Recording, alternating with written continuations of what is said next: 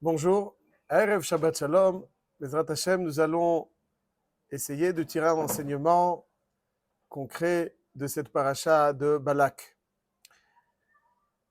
Si on demandait qui est-ce qui est à l'origine de la phrase suivante, même si on me donne énormément d'or et d'argent, jamais je ne viendrai à enfreindre la parole d'Hachem. Qui est-ce qui peut prononcer une telle phrase? A priori, un tzaddik. Il y en a qui, pour beaucoup moins, vont enfreindre malheureusement la parole d'Hachem. Quelqu'un qui dit que même pour énormément d'or et d'argent, jamais je ne viendrai enfreindre la parole d'Hachem. C'est la phrase prononcée par quelqu'un qui paraît très bien. Et dans cette paracha, celui qui prononce pareille phrase, c'est Bilam. Il dit Imitel li Balak mlo beito kesef et zahav lo uchal la'avor et pi Hachem. Même si Balak me donne énormément d'or et d'argent, jamais je ne viendrai enfreindre la parole d'Hachem. Comment on peut comprendre qu'un rachat, et la Torah place ces mots dans la bouche d'un rachat, c'est que ces mots sont l'expression de Rishout. L'expression de Rishout. Comment comprendre pareille chose? La Mishnah dans le Pirkei Avot nous enseigne que Bilam Aracha a des élèves. Et Avraham Avinu aussi, les Havdil a des élèves. Les élèves de Bilam Aracha, nous disent la Mishnah, ont trois caractéristiques. Ain Ra, Ruach Gvoha, Nefesh Rechava. Ain Ra, c'est-à-dire qu'ils jalousent. Ils ont un regard mauvais sur les gens, sur les choses. Ils jalousent, ils aimeraient posséder, ils ne supportent pas que l'autre ait quelque chose. Ils veulent tout prendre, tirer vers eux. Ain Ra. Ruach Gvoha, c'est l'orgueil. Nefesh Rechava, c'est ils sont sans cesse à l'affût des plaisirs matériels. Nefesh Rechava. Ces trois défauts sont parallèles de Kin'a, Ta'ava, Kavod. Kin'a, Ta'ava, Kavod. Kin'a, donc, c'est la jalousie. Ta'ava, c'est une recherche constante, exagérée des plaisirs. Et Kavod, c'est l'orgueil. Chacune de ces trois choses, nous dit la Mishnah dans Pirkei Avot, Motzi et Adam min haolam, fait perdre à l'homme son monde. Ain Ra, c'est la jalousie. Ruach Gvoha, c'est le Kavod. Et Nefesh Rechava, c'est la Ta'ava. Par contre, les élèves d'Avraham Avinu ont trois qualités que sont Ayin Tova, c'est-à-dire que lorsque l'autre possède, ils sont contents pour lui. Ils sont heureux de voir le bonheur de l'autre. Ruach Nemucha, l'humilité. Et Nefesh Shefala, c'est ils ne sont pas à l'affût constant des plaisirs matériels. Ça, c'est les trois qualités de Bilham, les trois défauts de Bilham et de ses élèves, et les trois qualités d'Avraham Avinu et ses élèves. Et la question que suscite la lecture de cette Mishnah, on nous parle d'élèves de Bilham et d'élèves d'Avraham. Est-ce que pour avoir des mauvaises midotes telles que Bilham les avait, on a besoin d'un rébé, on a besoin d'un maître? Il faut l'élève de Bilham. On a besoin d'être l'élève d'Avraham pour avoir les bonnes midotes. Mais a-t-on besoin d'être l'élève de Bilham pour les apprendre? Regardez dehors, ceux qui ne sont pas là où ils devraient être, dans les Baté Midrashot, Baté Knesset, Baté Midrashot, regardez ce qu'ils sont pas, ils ne savent même pas qui c'est Bilham. On a besoin d'être l'élève de Bilham. Quelle est donc la signification Mitalmidé Bilham Aracha? Qu'est-ce qu'ils ont appris de Bilham? L'homme, naturellement, s'il ne travaille pas ses midot, il est ce qu'il est. Il n'a pas besoin d'apprendre, pas besoin d'aller à la yeshiva de Bilham pour apprendre cela. Il faut aller à la yeshiva de Avraham Avinu pour apprendre les bonnes midot, mais pas besoin d'aller à la yeshiva de Bilham pour apprendre les mauvaises. Alors que signifie Mitalmidav shel Bilham Aracha? Talmidav shel Bilham Aracha. Quel est le sens de Talmidav shel Bilham Aracha? L'idée est la suivante. Quand on observe un petit peu ce que Bilham projetait pour fragiliser le Ham Israël, qu'est-ce qu'il souhaitait leur injecter? Quelle est la malédiction dont il souhaitait les frapper? Qu'est-ce qu'il voulait dire? Qu'est-ce qu'il voulait faire? La Gemara dans Masechet Brachot nous dit que l'espoir, entre guillemets, de Bilham, maléfique de Bilham, c'était qui regarde Be'apo, c'est-à-dire qu'Hachem est en colère la durée d'un moment qui correspond au temps qu'il faut pour prononcer le mot Rega. Rega.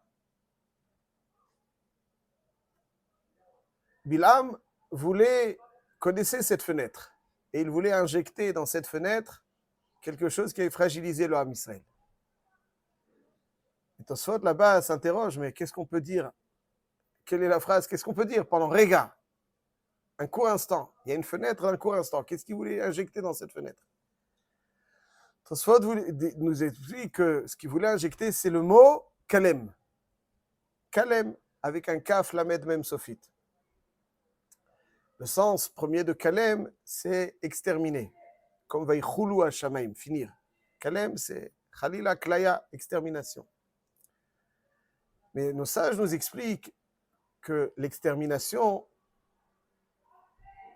est dans la profondeur de ce qu'il est projeté, donc la profondeur de ce mot qu'il décortique. Ils disent comme ça. Comment on écrit Kalem, Kaf, Lamed, Mem, Sophit? C'est les rachets votes de Kaved, Lev et Moach. Kaved, c'est le foie, Lev, le cœur, et Moach, l'intellect. C'est-à-dire qu'en réalité, l'homme est constitué de 3 dimensions.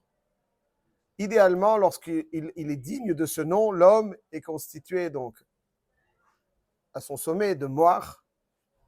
En haut, il y a l'intellect, la perception intellectuelle de la réalité. Ensuite, il y a en dessous le Lev, l'émotionnel, et le Kaved, générateur de plaisir charnel. Il est en dessous. Ça, c'est Melech. Moach, Lev, Kaved.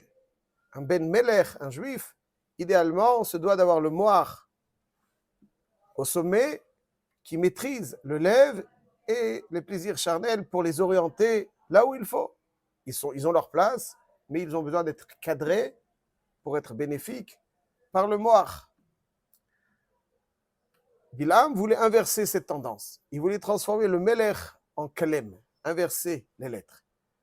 De telle façon à ce qu'au sommet des préoccupations, il y a le foie, les plaisirs charnels, qui vont être soutenus par l'émotionnel et l'intellect. Comme on voit dans certains milieux, les meilleurs cerveaux vont s'acharner, s'investir pour essayer de développer un maximum de plaisir, pour essayer de créer des attirances.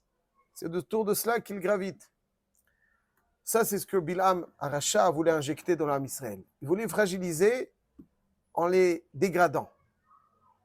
Et précisons, ce que Bilham voulait faire, ce n'est pas de les faire pratiquer moins bien. C'est pas ça qu'il visait. Il voulait détériorer l'être, pas ce que l'être fait, mais ce que l'être est. Il voulait que ce soit des êtres qui sont davantage imprégnés de tous les plaisirs matériels, qui gravitent autour de ces plaisirs matériels. Certes, ils vont faire kiddush vendredi soir, ils vont mettre les tefilines chaque matin, mais autour de quoi gravite leur quotidien? C'est ce que Bilham visait. Il voulait des êtres qui gravitent autour des plaisirs matériels et qui font leur devoir, parce qu'ils ont le sens, certes, du devoir, mais c'est des êtres dégradés parce que des êtres qui n'ont pas cet engouement vers ce qui est idéal. Ils sont et ils font pas ce qu'ils sont. Ils font certes, mais ce qu'ils font n'influence pas suffisamment ce qu'ils sont. Et donc, ces êtres-là n'ont pas trop d'avenir. Par ce biais, il va compromettre leur avenir. Donc la fragilité de Bilham, ce qu'il voulait mettre en place comme dispositif pour les fragiliser, c'est Kalem, Kaved Lev Moach. Il n'a pas réussi. Parce qu'Hachem, pendant cette période-là, ne s'est pas mis en colère. Même ce Rega, il n'y a pas eu. Qu'est-ce qu'il a fait? Il a dit à Balak, écoute, j'arrive pas par ma parole à dégrader leur être. Alors il va falloir procéder différemment, envoie les filles. Et puis voilà, comme ça, ils vont... Ça, c'est autour de cela que Bilham. voulait fragiliser le Ham Israël. Ce que nous enseigne la Mishnah, qu'il y a des élèves de Bilam et des élèves d'Abraham. C'est quoi les élèves de Bilam? Les élèves de Bilam, c'est ceux qui véhiculent tout autour d'eux les valeurs de Bilam, qui véhiculent ce que Bilam voulait véhiculer. Il y a au contraire ceux qui véhiculent les valeurs d'Abraham. On peut être un juif qui pratique et qui en réalité, par son comportement, est l'élève de Bilam, promouvoit la fragilité que Bilam voulait injecter dans l'âme Israël. Parce que ce dont il parle, ce qui est au centre de ses priorités, ce autour de quoi il gravite, malgré sa pratique, c'est des choses futiles, des choses bestiales. Hachem a créé beaucoup d'animaux dans les prés, dans les forêts et dans les jungles. Il a créé l'homme, pas pour qu'il leur ressemble. Et certains vont faire, par le sens du devoir, de conscience, ce qu'ils doivent faire, mais en réalité, leur être ressemble davantage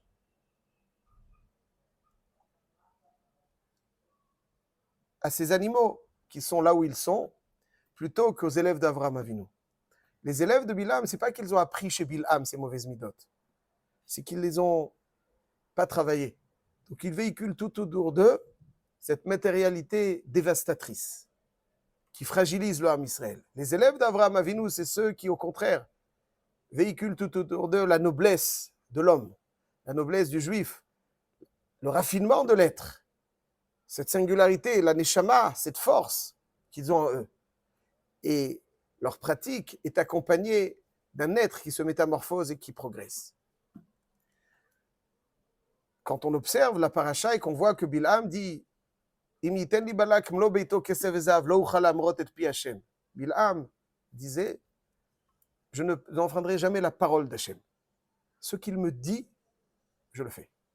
Je sais exactement ce qu'il veut, mais ça ne m'intéresse pas. Moi, j'ai le devoir de respecter ce qu'il dit. Abel Hanan Wasserman, dans Kovetz Yurim, Kuntras Divrei Sofrim Siman Aleph, il dit que le juif, c'est celui qui cherche à faire la volonté d'Hachem, qui cherche à transformer sa volonté en celle d'Hachem.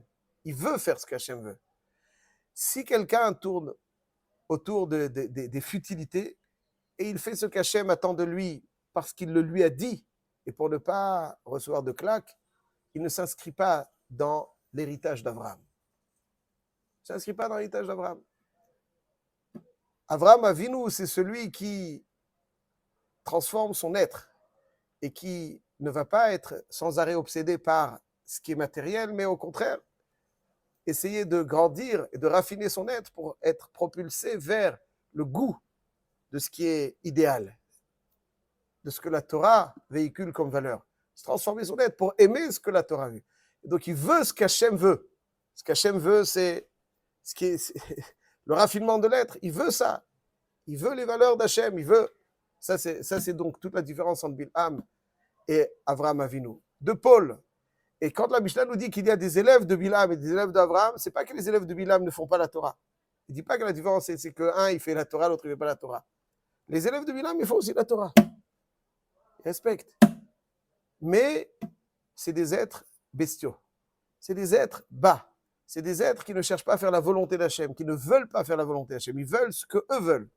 Alors que les élèves d'Avraham Avinu font, et pour véritablement atteindre cela. Je terminerai sur l'idée suivante. A priori, on peut dire, bon, ok, alors il ne faut pas ressembler au début là, mais ça veut dire qu'il faut renoncer à plein de choses dans ces cas-là. Ok, il faut renoncer. Le kiff se passe chez Bilham, mais l'idéal se passe chez Avraham. Donc on va renoncer à kiff. Ok, on renonce au kiff. Non, pas du tout. Et là, c'est le point très important. On renonce pas, au contraire.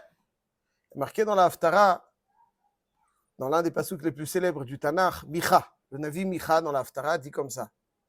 Yigid lecha Adam matov ou ma Hashem doresh mimcha. Je te révélerai, homme, ce qui est bon et ce qu'Hachem attend de toi. Asot mishpat, être droit. Ahavat chesed, aimer offrir. Ve'atznea lechet im elokecha, et faire preuve de discrétion. C'est les trois grandes valeurs de Micha. Et faisons bien attention. Yigid lecha Adam matov, je vais te dire, homme, ce qui est bon et ce qu'Hachem attend de toi. Une redondance, ce qu'Hachem attend de nous forcément est bon. qu'entend Micha par c'est bon et ce qu'Hachem attend de toi. Il semblerait que vient dire que ce qu'Hachem attend de nous, c'est au contraire notre bonheur. C'est bon. Toutes les valeurs de la Torah sont là pour nous créer le bonheur, pas créer une illusion de bonheur à travers tous ces plaisirs qui finalement ne remplissent pas l'homme, qui le détruisent. Lui et tout le reste. Hachem, il veut ce qui est Tov. Ce qu'Hachem attend de toi, c'est Tov. Asot Mishpat, par exemple. Asot Mishpat, c'est être droit. Quelqu'un pense, des fois, pourrait penser qu'en faisant des magouilles, il va se remplir les poches. Bon, c'est pas bien, mais il va mieux vivre. Il va donner même au yeshivot, des fois. Il va cachériser son argent dans ses délires. Asot Mishpat. Tu as l'impression que lorsque tu vas ne pas être suffisamment droit, magouiller, c'est ça qui va te rendre plus heureux. Hein? Tu vas dépenser, maintenant tu vas pouvoir aller en vacances à perpète, et puis là, sache que c'est le dimion du Yetzera, l'illusion du Yetzera. Tu veux être heureux, sois droit. Tu veux avoir du bonheur, sois droit. Sois droit. Parce que l'homme, il a une conscience, outre les dangers qu'il encourt, qui sont évidents, mais outre quelqu'un qui sent qu'il s'est souillé par du vol, c'est plus le même, il s'est détruit. On ne peut pas être un homme heureux quand on est détruit. On n'a pas respecté son fort intérieur, on n'a pas respecté ses valeurs. Asot Mishpat, ça c'est la base des bases, c'est ça le Asot Mishpat. Ne pense pas que Asot Mishpat c'est ce qu'il faut, mais c'est pas ce qui nous fait renoncer à certaines choses. Ahavat Chesed, Ahavat Chesed. Des fois, tu as l'impression que consommer, c'est ça qui va te faire kiffer.